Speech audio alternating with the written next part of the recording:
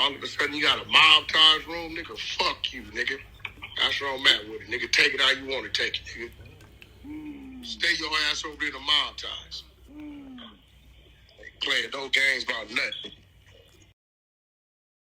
August 19th, 2022, Beverly Grove. It's a Friday afternoon in Los Angeles. Tourists crowd around the sidewalks. Cars idle at red lights near the Beverly Center. At a nearby gas station, Savannah rapper Quando Rondo pulls in with his best friend, 23-year-old Lil Pab. In seconds after they're finished pumping gas and set to leave, gunfire erupts. Right now, the search is on for 3 people who police say shot at a Savannah rapper, killing a member of his entourage. It happened in Los Angeles, and cameras captured the aftermath. Shots fired, a fight taken to the streets, and this chaotic scene, the ending of a shooting that started in Los Angeles, California. Sheriff's deputies pulling out a man who had been shot in an SUV. Savannah rapper Quando Rondo, a passenger in that car, frantic at the sight. It all started at this mobile gas station at 5:30 Friday evening. LAPD says witnesses heard multiple gunshots, then watched a couple cars zoom off. 3 people in one car shot at this black Cadillac Escalade. It's unclear if those inside shot back. Can I get some space, please? It ended at Santa Monica Boulevard. Deputies found it peppered with bullet holes and a shattered window. One man inside, a member of Rondo's entourage, had been shot. The 23-year-old was taken to the hospital where he died. A scene left with remnants of the fight, shoes left in the street, doors flung open. The suspects still on the run.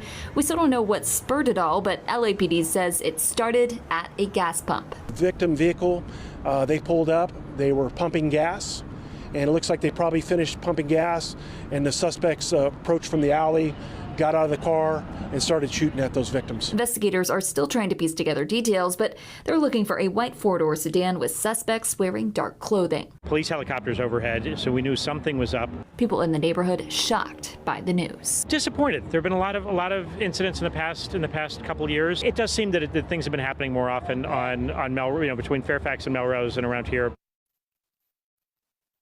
According to TMZ, Rondo was not injured. Lil Pab is killed instantly. Quando survives, traumatized, caught on camera screaming for help. Federal investigators say it wasn't random.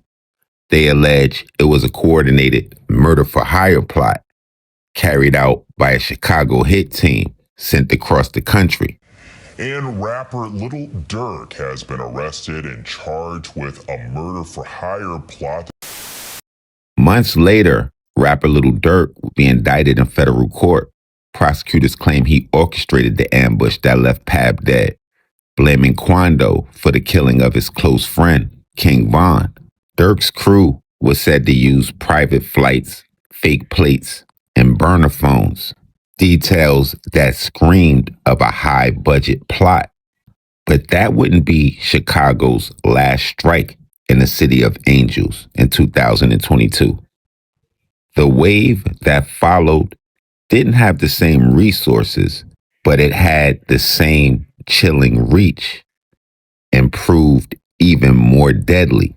We do want to update you on our breaking news. At least 3 people are dead and 4 others are critical after a mass shooting in Beverly Crest.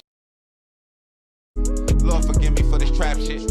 Sergeant Smack make it backflip. Telly Hank did with the action. With the vital speaking Spanish. Frank Matthews how I vanish. Poof.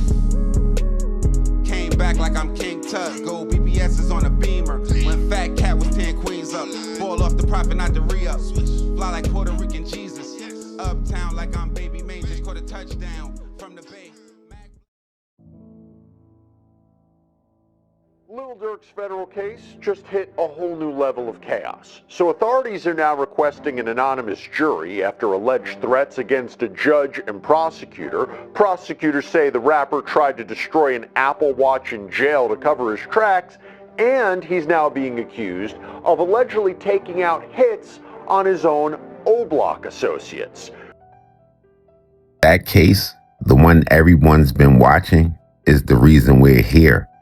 Because while most people stop following the story once the headlines fade, the violence connected to it didn't stop. It multiplied. Little Durk's indictment became a symbol of how far Chicago's conflict could travel. A rapper, a federal case, a city half a country away, caught in the middle. But for every high-profile arrest, there are stories buried beneath it, the ones that never make breaking news. By the end of that same year, the headlines would shift from federal courtrooms to Los Angeles' streets. And the violence that once seemed isolated to one city would resurface 3 times, each more brutal than the last. It would resume just months after the ambush in Beverly Grove, the same summer Quando Rondo lost his best friend in broad daylight. By winter, Los Angeles would see another body on the ground. But this time, the target wasn't a well-known rapper with bodyguards or record deals. It was Julian Bynum, a Chicago native whose path had crossed with another from back home. Bynum had been living in Las Vegas with Nasir Nizzy Warfield, a fellow Chicagoan and aspiring rapper known in underground circles. The two men would fall into a bitter dispute.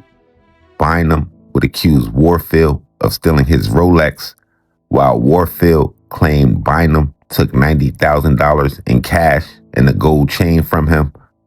Detectives say Warfield responded not with words, but with a bounty, $20,000 to $30,000 for Bynum's life. And on December 16th, 2022, Bynum was visiting a friend in North Hollywood at about 11:35 p.m. when he would text his girlfriend, "Finna pop outside with Draco." Moments later, a man seen crouching behind a parked Mercedes-Benz. As Bynum passes, the gunman raises and opens fire. Multiple rounds tear through the night, and when the shots stop, the killer steps closer and fires again. Julian Bynum would collapse beside the curb. He would die before medics even arrived. Detectives would later trace the movements: flight records, prepaid phones, cash car rentals, and that same trail that led to Bynum's doorstep stretched back to Chicago, with stops through Las Vegas, a triangle of travel and revenge. Two men known on the streets as Draco and Chevy are alleged to have carried out the hit, acting on Warfield's orders. Their paths and the way they moved would soon resurface in another case, one that would eclipse this one entirely. Because 6 weeks later, in the hills above Los Angeles, police would respond to a massacre inside of a Porsche. The same cities, the same suspects, the same trail of tickets and phones. But this time, the scale was bigger. We do want to update you on our breaking news. At least 3 people are dead and 4 others are critical after a mass shooting in Beverly Crest. It happened at Ellison Drive and RB Drive, and that's where we find KCAL News reporter Lauren Posen. Lauren, what have you learned? Well, Rachel, we've gotten some more information here. Homicide detectives are going door to door looking to talk to residents, also possibly looking for some security camera video. Behind me here, this is Ellison Drive. This is the crime scene here that police are actively investigating. When we first got here just after 4:30, we saw officers talking to a group of people, interviewing them. We also noticed, I noticed one man was sitting on the ground as well. Now, police tell us that the shooting happened just before 3 o'clock this morning, and they say that 3 of the victims were inside a car when shots were fired outside a home here on Ellison Drive, while 4 others were standing outside. Paramedics rushed them all to nearby hospitals, but 3 people died and 4 people are in critical condition. This, of course, is in the Beverly Crest area. It's an upscale neighborhood off of Benedict Canyon. It's unclear right now if police have a suspect in custody or if they're looking for someone. It's also unclear what led up to these shots being fired. Was there possibly a party here last night, some sort of gathering? Those are all details we're waiting to find out from detectives and police. I was also just told by a homicide detective that walked by us that a public information officer, someone who can speak on this case, is on the way here, hoping to fill in those blanks for us. So hopefully we'll have another update for you in our next half hour. Right now, though, it is pretty quiet out here. This is a quiet neighborhood, and here comes the detectives right now. They're exiting this home here after speaking with the homeowner there. So we will continue to stay out here and gather some more information, and we'll bring that to you again coming up in our next half hour. For now, we will send it back to you in the studio. Back to you. All right, Lauren, thank you for that update, and we will look forward to your next report. We now know the names of the 3 victims killed in a shooting in the Beverly Crest area. The 3 women were all in their 20s and 30s. Authorities have identified them as 33-year-old Chicago resident Ayanna Hutton, 29-year-old Nina Davis from Illinois, and 26-year-old Arizona resident Destiny Sims. KCAL News' Candace Crone has the latest on the search for a suspect. Crime scene investigators worked late into the evening Saturday, combing this Beverly Crest neighborhood for clues after 7 people were shot in what police are calling a shootout. The evidence at scene, there's casings from guns, so we can confirm that this was a gun battle where the victims were shot. I drove up the hill and I saw all the cops, and I literally was like, are they filming something? Because it just I didn't think. And then I saw news and a coroner and police cars all down this entire street. And I knew something bad had happened. Neighbors reported hearing gunfire around 2:30 a.m. and called police. Officers responded to the 2700 block of Ellison Drive and discovered 3 people dead inside a car parked in front of the house. The other 4 victims were taken to nearby hospitals with serious injuries. Authorities say the residence where the shooting happened is a short-term rental and that there was a gathering of some sort when gunfire rang out. I was shocked and I felt horrible, but I don't feel less safe because that's not typical. It's just shocking because this area has no crime. Authorities towed several cars, including this Mazda SUV that was pierced with bullets. People who live nearby say they've seen more and more homes in the area turned into rentals. They're hoping incidents like this don't become common. Up in Benedict Canyon, we're known for major party houses that people rent out major mansions. It's just, it's shocking. I mean, I'm blown away. They rented for as much money as possible, so in, out, I never know who they are. It's not the first time a cop has been called to a rental house. I reached out to LAPD again, still no description of the suspect or suspects involved in the shooting. Detectives are hoping to find security video that will lead them to the killer. Reporting in Beverly Crest, Candace Crone, KCAL News. It was just after 2:30 a.m., January 28th, 2023. A call would come in from Ellison Drive, a narrow road tucked high above Beverly Crest, between mansion gates and manicured hedges. Responding officers found the Porsche Macan, engine still running, lights flashing against the hillside. Inside were 3 women, slumped in their seats, all dead before help could arrive. Dozens of rounds had been fired, over 30 shells recovered from the street. The gunman had opened fire from outside, riddling the SUV in a controlled burst that shattered glass and punched through the doors. Neighbors reported hearing rapid military-style gunfire, followed by silence. One security camera caught only the taillights of a blue Tesla speeding down Benedict Canyon Drive moments later. The 3 victims would later be identified as Ayanna Hutton, 26, Nia Davis, 29, and Destiny Sims, only 21 years old. All had ties to the Chicago area.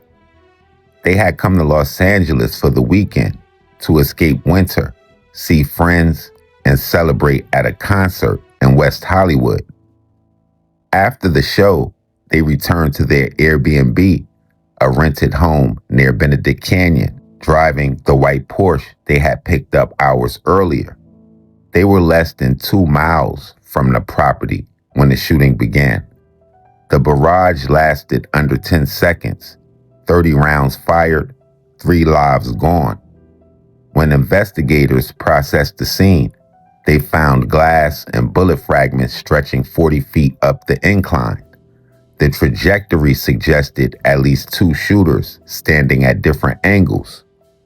Inside the car, the women's phones kept vibrating, calls from family back home, alarm clocks going off in the background.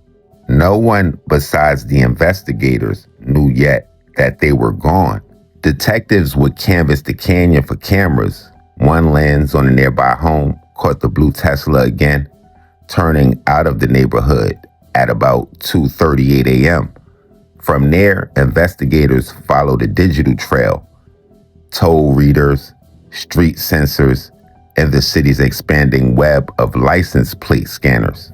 The Tesla would be eventually traced back to a parking garage in Beverly Hills, less than 40 miles away. When officers reviewed the footage, they saw 2 men exiting the car, faces covered, moving quickly through the lobby of the high-rise before the camera lost them. By morning, the crime scene on Ellison Drive had drawn national headlines. Reporters stood in front of million-dollar homes, describing the carnage that had just unfolded behind the hedges. LAPD's robbery and homicide division would take over the case, calling it a targeted shooting. But targeted for what? No one could say yet. The victims had no criminal records, no enemies in Los Angeles, and no reason to be ambushed on a hillside at 2 a.m. For weeks, detectives pieced together fragments, flight itineraries, rental receipts, digital pings, in an effort to connect the woman's final hours to anyone who might have wanted them dead. Behind closed doors, evidence was building. Connections were being drawn, but the names and the motive remained sealed. But before long, the trail would lead investigators thousands of miles from Benedict Canyon, back to Chicago, and to a very similar network to that would ambush Quando Rondo and Beverly Grove, that would eventually also be linked to that murder in North Hollywood. Several arrests have been made in an ambush-style shooting in Beverly Crest. 3 women were gunned down in January while sitting in a car outside a rented home. And police believe there is a connection to another shooting in North Hollywood. KTLA's Rachel Benetoff has new information about the arrests. Hi, good evening. Police say they can't talk about the motive in the shootings, but say that they're associated with events that happened in Chicago. Both the victims and the suspects were originally from the Chicago area. The shooting deaths of 3 women in a January attack in Beverly Crest and a man in North Hollywood in December were all perpetrated by gang members from Chicago. That's what the Los Angeles Police Department said during a press conference led by Captain Jonathan Tibbett. One thing that can be said is that the violence that occurs in Chicago today is having an effect on all of us, and we've become aware that it's affecting other states as well. The alleged shooters have been identified as 28-year-old Darius Stanford, 28-year-old Dejon Tompkins, and 23-year-old Dante Williams. The investigation involved various law enforcement agencies, as the suspects were arrested in different locations, including New York City, Chicago, and Indiana. The collaboration and cooperation between law enforcement agencies across the country is crucial in ensuring that those responsible for such brazen acts of violence are brought to justice. The Beverly Crest victims are 33-year-old Ayanna Hutton, 29-year-old Nina Davis, and 26-year-old Destiny Sims, all said to be from the Chicago area as well. Police say they were unintended targets. They were killed while sitting in a car outside of a short-term rental property on Ellison Drive in the early morning hours of January 28th. Investigators say a group of people who grew up together in Chicago were visiting Los Angeles supporting a rapper. The group came back from a night of bowling when the suspects fired more than 30 rounds. 6 other people were injured that night. On the ADW shooting. Police believe at least one of the suspects, Dejon Tompkins, is also connected to the December shooting of 30-year-old Julian Bynum, who also happens to be from Chicago. He was shot multiple times in front of an apartment complex on Simpson Avenue in North Hollywood. In both of these cases, the suspects use ambush-style tactics on their unsuspecting victims. The LA County District Attorney's Office says the 3 men face gun enhancements and special circumstance allegations. It says the circumstances in this case are so exceptional that a deviation from the standard policy is not only reasonable, but necessary. And all 3 men are now awaiting extradition back here to LA, facing multiple murder, attempted murder, and assault charges. The DA's office says it decided to file the gun enhancement because of the tremendous loss of life and the harm allegedly caused by these individuals. Reporting downtown, I'm Rachel Menitoff, KTLA 5 News. The killings that began in Beverly Grove and stretched through North Hollywood and Benedict Canyon were never supposed to connect. Different neighborhoods, different motives, but as detectives compared notes, a pattern emerged. One written in the language of Chicago. The same cities kept repeating: Chicago, Las Vegas, Los Angeles. The same method kept surfacing: fly in, rent cars, disappear. Only this time, the assassins weren't professionals in suits or ghosts in foreign alleys. They were men with prepaid phones, discount flights, and borrowed guns. Authorities would begin calling them hitmen on a budget. They flew Spirit Airlines, 5 men packed into one hotel room. They met over In-N-Out burgers, not briefcases. They used cash rentals and burner phones that they forgot to switch off.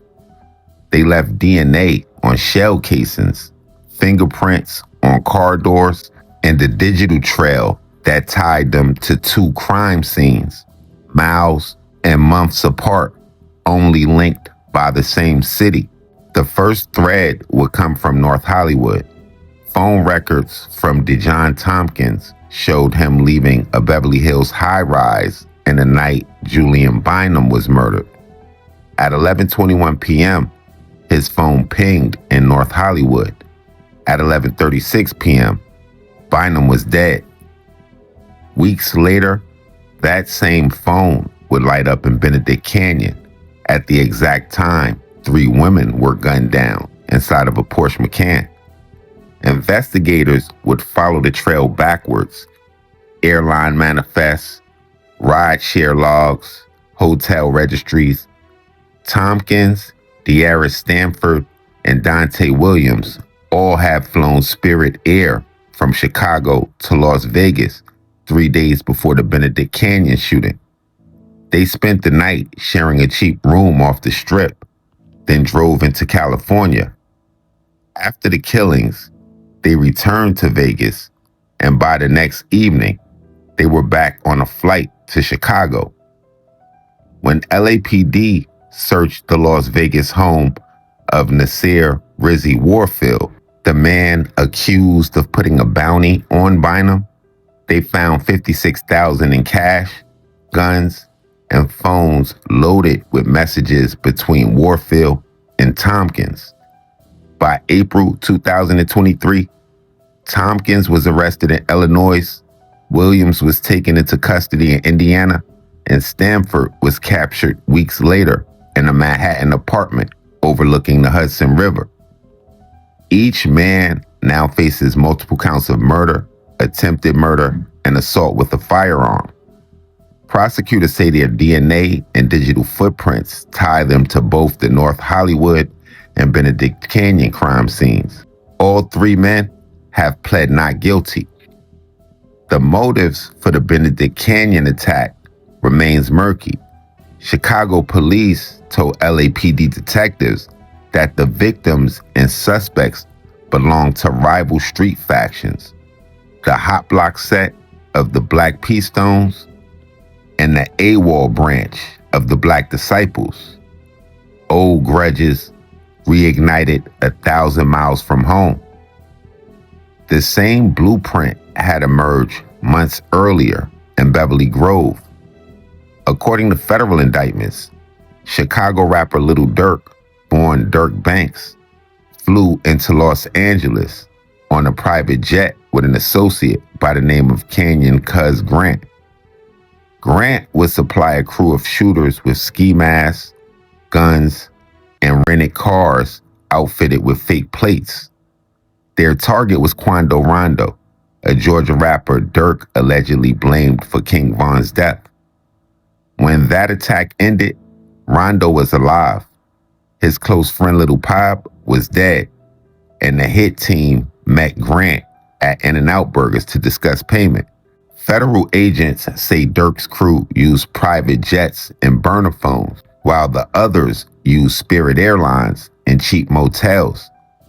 Different budget, same intent. 3 separate hits connected by a single design to export Chicago conflict to California soil. These were not carefully crafted plots by elite killers. They were sort of messy, human, and reckless. Executions planned between fast food runs and hotel checkouts. They weren't the John Wick type. They were the kind to forget to turn off the phones. Together, the 3 cases form a map of modern retaliation: revenge as commerce, murder as a budget line. From the Beverly Center to Benedict Canyon, Los Angeles became a mirror for Chicago's wars. Same names, same codes, same casualties, just a different sunlight. Lil Durk's federal case is still pending. Tompkins, Williams, and Stanford remain in custody, awaiting trial. 3 cases, 2 cities, 1 blueprint. And for Los Angeles, it's a stark reminder that sometimes the most dangerous tourists don't come for the beaches. They come for blood.